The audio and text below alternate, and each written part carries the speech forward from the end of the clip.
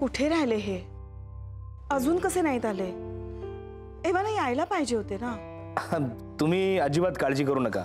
जयंता भाऊजी ही येतच असतील. काळजी तर वाटणारच ना रे. सगळे बोलले होते त्यांना.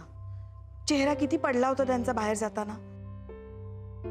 माझ्या मनात तर नको नको ते विचार यायला लागलेत आता. शैलावंच भलते सलते विचार नका नाणू मनात. सगळं चांगलं होईल. आला आला जयंत काका आला.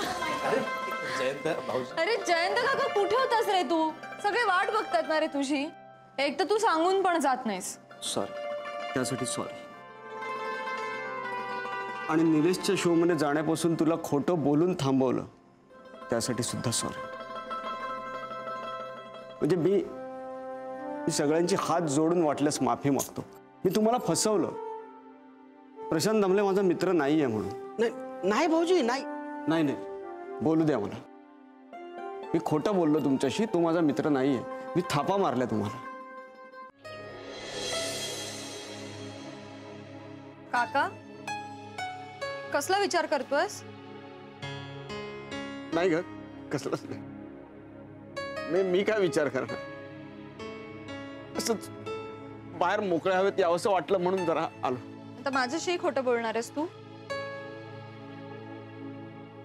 नुपूर, तू बोललीस ना I am proud of you म्हणून. म्हणजे माझा थोडा तरी अभिमान वाटतो ना तुला. मग नीरज. बाबा बाबा मला सुद्धा तुमचा अभिमान वाटतो. आता उगाच खोटं बोलू नकोस. मी काहीच नाही केलं तुझ्यासाठी. नाही बाबा, तसं नाहीये.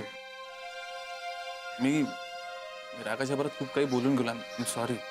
पण रागाच्या भरात माणूस खरं बोलतो. मनाच्या कोपऱ्यात कुठेतरी साठवून ठेवलेल्या गोष्टी बाहेर येतात.